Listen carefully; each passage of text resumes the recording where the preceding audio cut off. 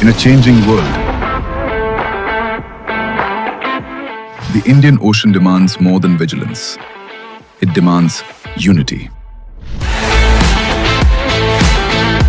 In India, crew from 16 nations came together to train and prepare.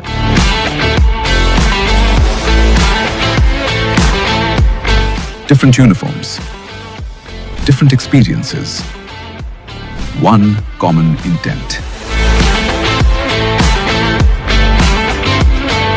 To strengthen interoperability and build bridges of friendship. Days of preparation now lead to a moment of action. All on board INS Sunayna stand by to cast off for the sea phase. IOS SAGAR.